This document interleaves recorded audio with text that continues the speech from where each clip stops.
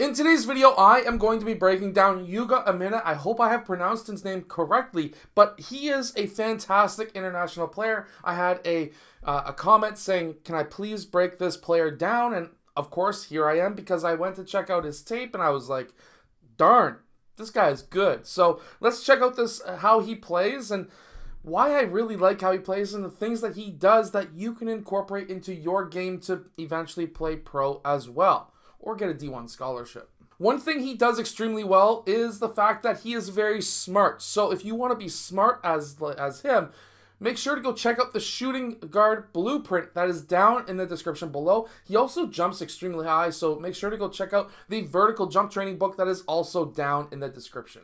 Okay, so some of the things that he does extremely well right here is, watch this. When they make this pass over to him, he doesn't take that long to think. Right away, he's already in attack mode. He's already jumping forward. He's already going towards the basket while he is catching the ball. The reason being is he's got a wide open lane right here. He's got a back screen here. His man was in gap way too far. And right now, even if he drives and this gap defender tries to cut him off, he would still have a kick out pass to the corner unless he cuts. So either way, this is a 2-on-1 advantage on this side of the court. And if you're a smart player, you're going to take advantage of that every single time. Gap reaches in, totally fine, something that we normally see. And because there's no help defense, he's able to finish high at the rim. But one thing he did here after he already was reading the defense before he even caught the ball was he took only one dribble. If he took a second dribble, this gap defender would have poked it loose.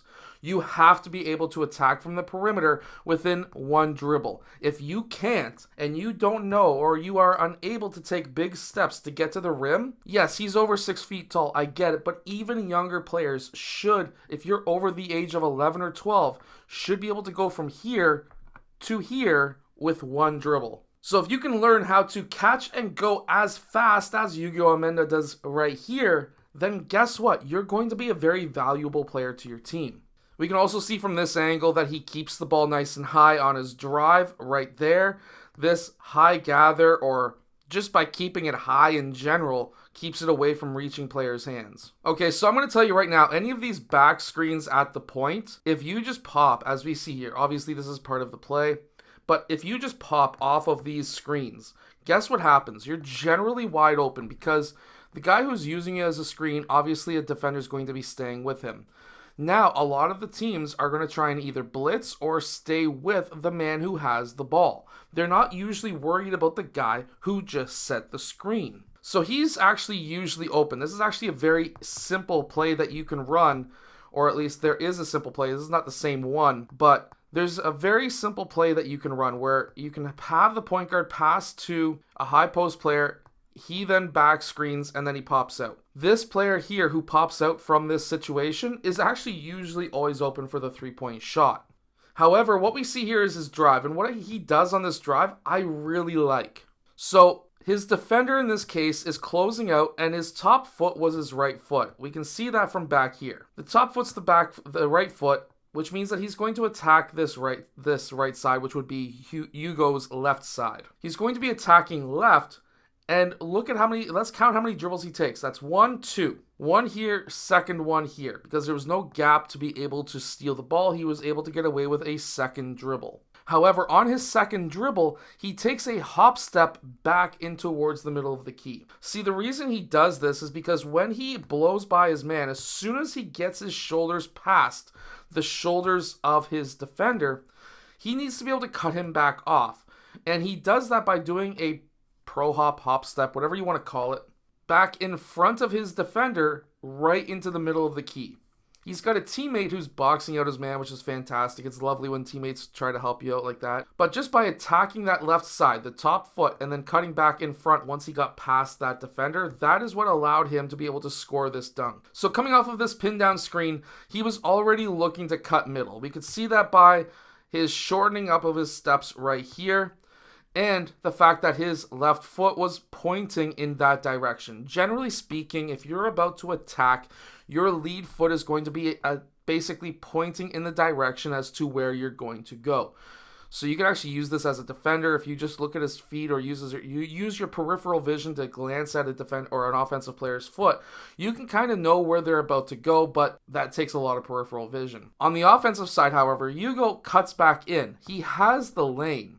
He knows that he's going to have to make contact first on this guy to be able to have a chance to be able to score. And that's what he does. He takes this one dribble on his left foot. Remember, you're like allowed one step after receiving the pass just because it's impossible to dribble as soon as you catch it, especially if you're on the move. So he takes that one dribble and then he goes right left off of 2 feet, but he has his right foot touch the ground first. This is to give him momentum into his defender. If we zoom in just a little bit and we zoom out, we go into slow motion. Off his left foot, he still has not gathered the ball. He's gathered while he is in the air, and because this is FIBA rules, FIBA is essentially the same as the NBA travel rule, you're allowed 2 steps after gather. So gathered, 1 step, and now left foot is his second step. So by going off of 2 feet, but using the momentum of his right foot to push him into this defender, he's able to create that contact, keeps the ball nice and high.